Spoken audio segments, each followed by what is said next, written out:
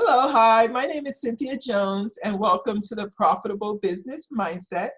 We are having this summit to raise the awareness about how mindset plays an important role in our lives' outcome and development. Today, we have the pleasure of having Judith Costa with us. Judith is an unconditional love coach, seminar leader, writer, and speaker. She holds a master's degree in analytical psychology and psychotherapy, and she also has an MBA. Judith worked with groups and individuals both online and in person to help them overcome their inner blocks to love, to know themselves better, and to become happier, which leads to a better relationship with themselves. Judith also offers training, retreats, and talks around the world for groups and companies. She offers private sessions and uses different techniques and such as coaching and past life regression therapy and many more. She is also a certified energy leadership assessment and creates customized programs for personal and professional development. Again, Judith, it is so nice to have you with us today. Thank you so much, Cynthia. It's a pleasure to be here. I'm so happy to share this time with you. Thank you. So I'll just jump right in. So can you give us a little bit about your background and how you got started in your entrepreneurship? Oh yeah, I think that my parents were entrepreneurs. They both have their own company, and it's something that I saw at home. And since I did my MBA, I wanted to create my own company. Anyhow, I started working in marketing departments, in an advertising agency. My background was in advertising and PR. I did my MBA, and you need to learn. And it's good to do it in a company that trains you. Yeah. But I had this spark, this inside of me, something that said, I want to have my own company. And I did my business plan. I tried to sell my idea, talk with business angels. And at the beginning, it didn't happen. And my mother offered me the opportunity to join her company. I had also a company with my ex-husband in real estate, and I was doing what I wanted. But anyhow, it was difficult for me to find the right path, what I really like to do. That is what I'm doing right now, as you described in the bio. But I believe that without my background and knowing that no matter what, you can have a job 9 to 5, but you have to follow your heart and do what is important for you, because you spend a lot of hours working. And when you find your passion, you can stop working and start enjoying. When I get up in the morning, I don't feel like I'm going like work. I just do what I love. And that's like winning the prize. Oh, wow. Yes, it is. Yes, it is. That is so great to hear.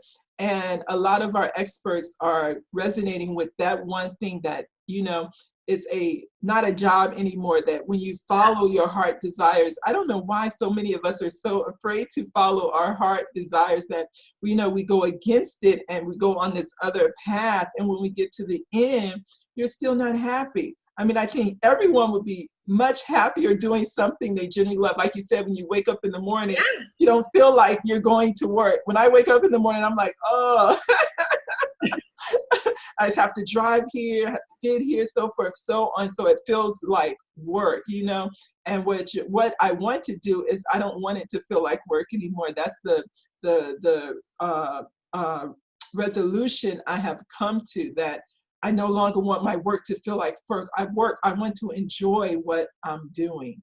Yeah, what I can say is that we don't really know ourselves. It took me a lot of time and inner work to really realize that no matter what, how good is the money, how the position looks like, how the status that it gives you, the opportunities to travel, if you don't like that for whatever reason, you shouldn't be doing that. Right. And not everybody has the idea of becoming an entrepreneur, but a lot of people are stuck in jobs that they don't like. Right. And that's not good for you, that's not good for your health, and it can be changed. And we believe that we are not capable of changing because there is a mortgage, there is a security of my children, I have to pay for the education. then money becomes not something that it's there for us, something that it seems that it's going to be lacking. And we become slaves of something, not even because of the money, just because of the situation and the, like, let's continue with the same life. I cannot stop. Sometimes you need a crisis, or a crisis happened to you, when you have to realize that. And for me, it was like my marriage was not working. I started having problems of health. I didn't have any other solution than to look inside of myself and ask myself, Judith, what do you want to do with your life? Right. Wow. Yeah. And I think that's part of it. We do get stuck in cycles, even though it's uncomfortable, it's comfortable because it's something that we know and we do it day in and day out, because that's how people can stay. I remember I worked at a grocery store, and when I first came, that's when I was in my 20s. And when I first came, I had met several people who had been there for like 25 years as a cashier. And I'm thinking, how can you stay 25 years as a cashier?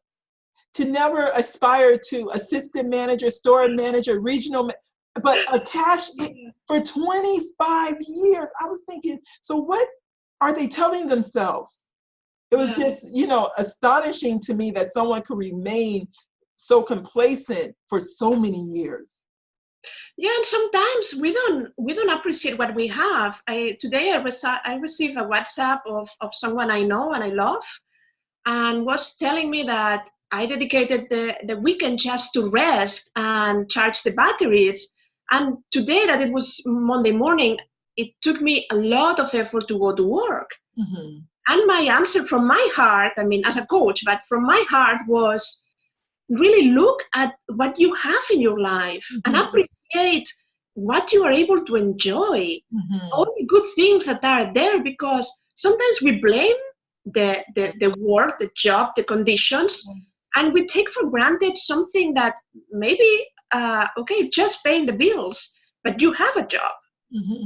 You have a place where people are nice and you can be there, and it allows you to go to the next level. And as you said, maybe it's not what you want right now, but it's what you are doing as a transition to where you want to go. Oh, yeah. Wow. So can you share with us some of or maybe one of your biggest obstacles you have had in starting and growing your business? Yeah, when I came to the US, my level of English was business English, let's say that. The English that you use when you take care of international accounts. But I realized that I didn't know any vocabulary about the normal life, and my clientele is 95% people that speak English. Even though I live in Miami, I could work in Spanish, but it is not happening. The universe had decided that I was here to speak in English and teach in English and become a trainer. Then it was somewhat difficult at the beginning, to be at the same level of my peers in terms of like moving the business ahead. Right. And also, I had to get my paperwork in order. I was not living here. I didn't have a visa. Then it was really a struggle to figure out how to move forward when the circumstances around you, I may have a very clear idea what was my path, what I wanted to do, but the circumstances stopped me. And we were talking before the interview about divine timing. And I think that was in a certain way perfect at the same time. It was an obstacle, but it gives me the ability and the opportunity to build a foundation and to do the things slowly. And I think that sometimes is important, because in the field where I work, you need to be prepared. I have to take care of myself in order to take care of others. Right. I have to walk the path. Then everything that I have experienced is something that now I can share with my clients. Yes. And I think that is something that we don't realize, is that the things that we're going to even though at the time it may not seem like the path we want to go on, it will help us at the end when we are on the path that we wanted to be on. Those different experience and backgrounds, when people come, now you can relate at a level where when you say you understand, you really understand because you've actually been there yourself. Exactly. Yes, yes. And can you tell us how you believe your education, because you have a lot of master's degrees and everything, how that has helped you benefit in your businesses as well and personally? Yeah, no, I believe in education. I love to learn. I'm going about to be certified next week as a happiness coach. Wow. Happiness and self-love, that it's my main work, are really interconnected, and I continue doing things constantly. I listen to every summit, every teleseminar that I'm interested. I just register in a live stream of Joe Dispenza because I think that he is at the edge of what is going on right now in neuroscience and self-development. Then I invite to everyone that wants to be on their own and create their own company to keep learning non-stop without, obsessing. But if you have an open mind, you have to self-actualize. When I talk, I give keynotes. I tell people, like, you think that in your work you have to be like with the last trend, no? You go to conferences, doctors do it all the time, no? They commit to keep studying and learning new techniques. But in our personal life, we don't do the same. And it's as important as in your professional life to take time to know yourself, to spend time with yourself, to know what are your dreams, your desires, not to abandon yourself in the day-to-day routine. And then after 20 years to realize that you have not lived. And it's very important for me to learn, and I devote time to that because I love it. Wow. And I think learning is very important as well. I have now found a new love for learning. I was able, to go to school and things like that. But after I finished, I told myself, I'm not learning anything else. I'm not reading anything else. This is it for me. The knowledge that I acquire is going to carry me for the rest of my life, of course, which is wrong thinking. But that's what I told myself. And now that I have come to where I am today, I have wholeheartedly realized that learning will carry me till the end. That, in order to even better myself, I have to learn. How am I going to know how to better myself if I don't want to learn anything new? How can I help others if I don't want to learn anything new? So I think learning is very powerful. And, as we grow and understand that, it will definitely benefit us in all aspects. Yeah, it's totally true. And I perfectly understand what you mean. I was studying PhD. And I have been thinking and keep thinking, if I really want to devote 5 years of my life, or 3 or 4 or 7, whatever it is. But nowadays, it's very easy. There are a lot of online learning that has quality. If you speak English nowadays, you have lots of opportunities to do like small certifications or long trainings. And there are so many ways, so many books published. I know. Yeah, I've started reading it now. I have I don't know, every day I'm downloading a new book from Kindle. I'm going book crazy.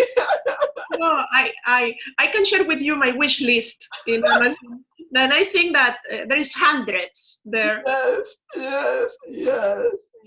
So can you tell us a little bit about your unconditional love coaching? You spoke a little bit about how the self-love and happiness plays a part. So can you go into that a little bit more? Yeah, the reason why I'm working on self-love, it's because I started my career as a coach helping people to find love, true love. Okay. I realized that one of the reasons why my clients were not finding true love was because they don't love themselves. Then it's a big issue, because when love comes into your life, if you don't love yourself, you don't resonate at this level, you don't recognize the love. And it's not that you miss the opportunity, but it's really about being loved, and then love enters in your life.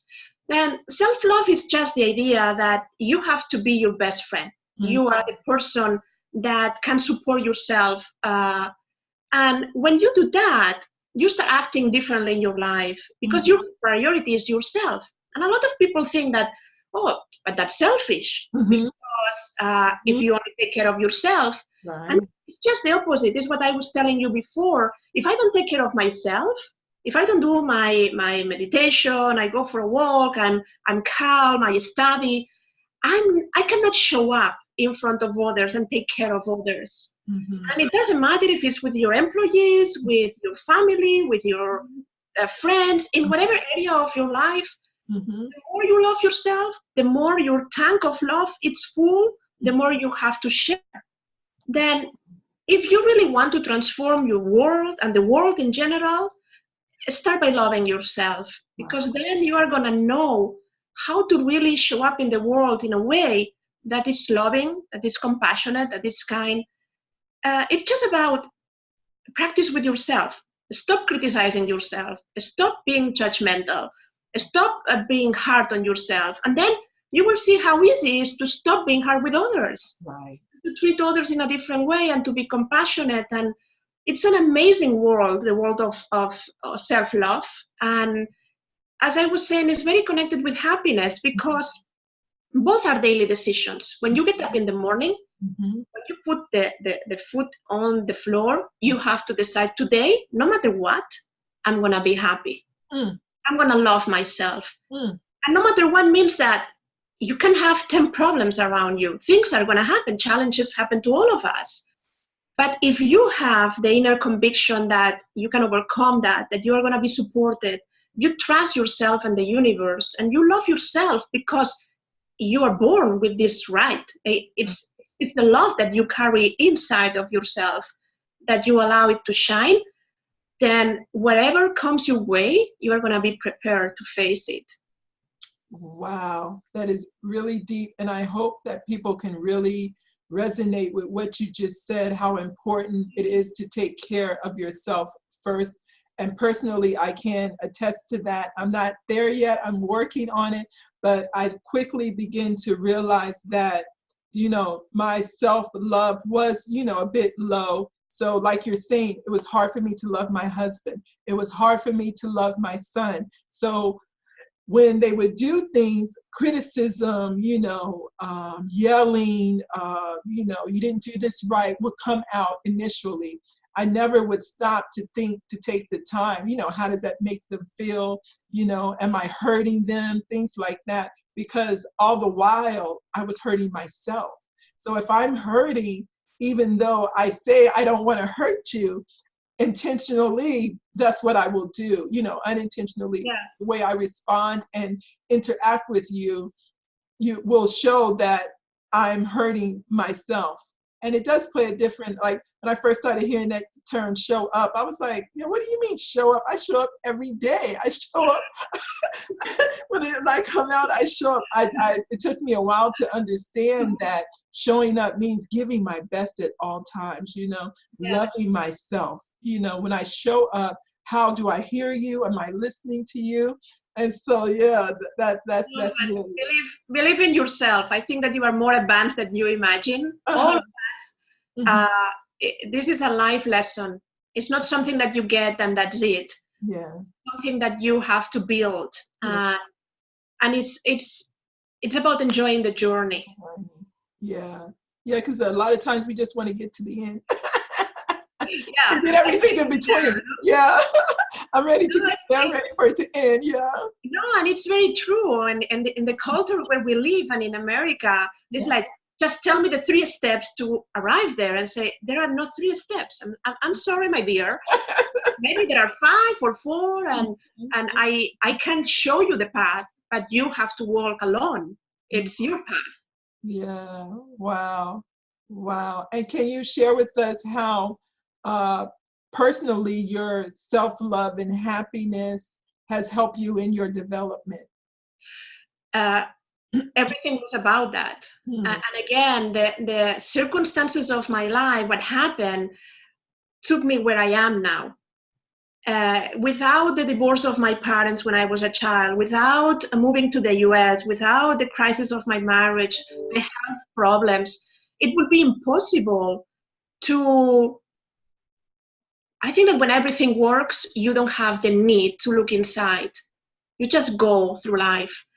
And again, we can learn without a crisis, but when things happen, you have to stop. Yeah.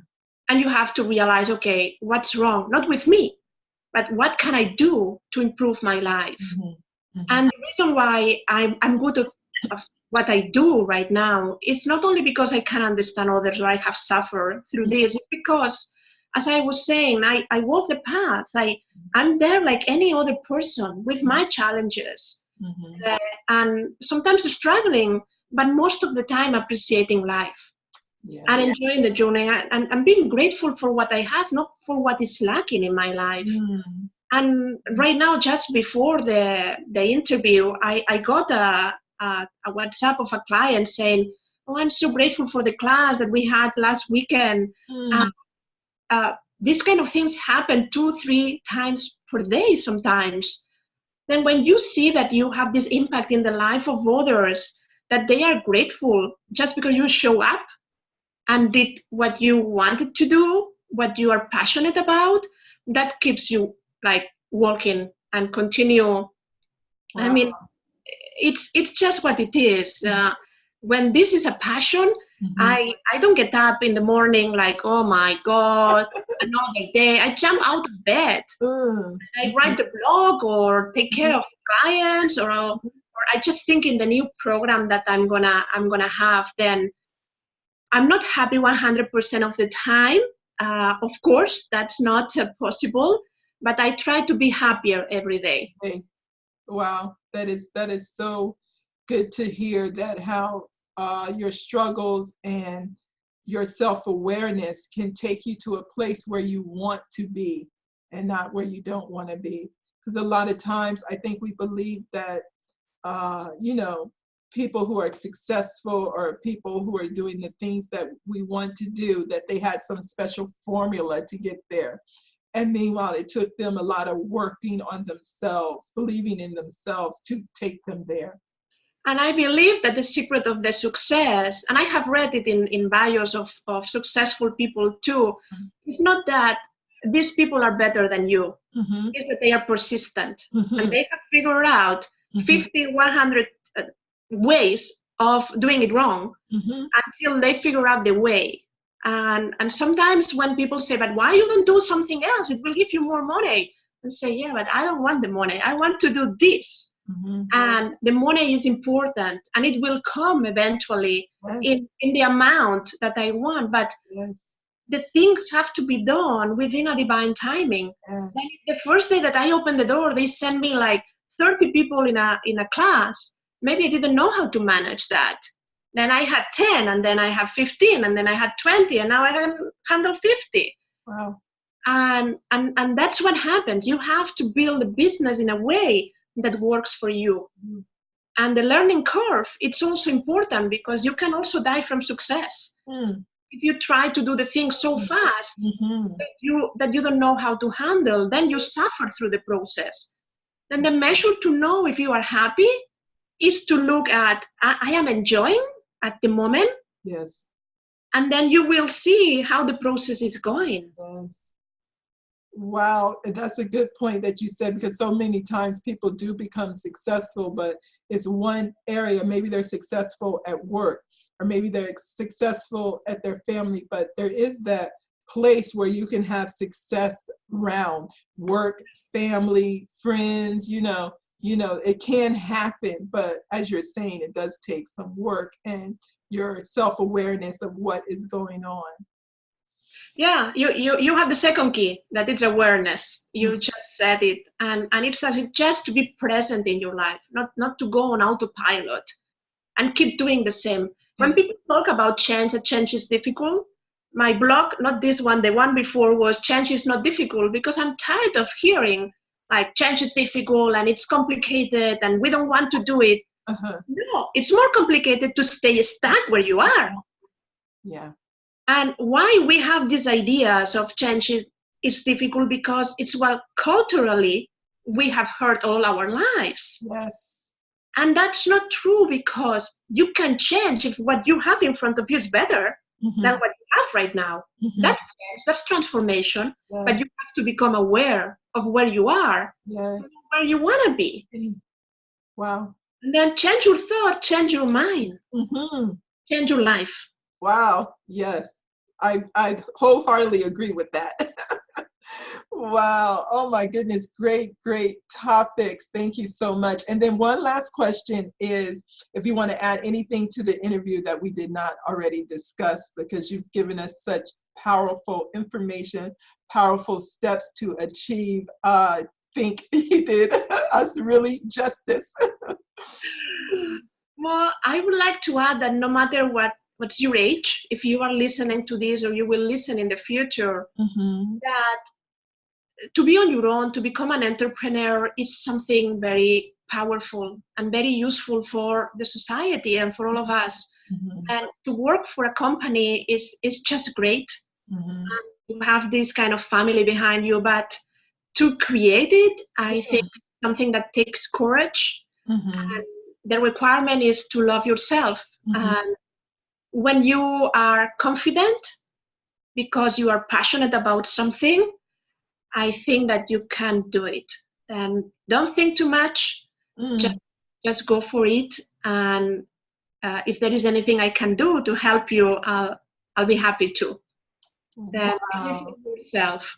Wow. Thank you. Thank you. Because sometimes when I think people read like unconditional love, you immediately think of like dating relationships, things like that. No, you don't think of yourself as first. That's the reason why I don't call myself love coach, because everybody thinks about relationships. Yes. And even though I started helping people find their soulmate, yes, I do many other things. Then the unconditional love is like the PhD of love. Yeah. And if you are able to master that, And most importantly, unconditional love with you. It's no one outside. It's you with you. Yes. Yeah. Again, Judith, thank you so much for taking the time to join us. We appreciate you. This is the Profitable Business Mindset Summit. We have more great speakers, experts coming, such as Judith. So please stay tuned, and we'll see you soon.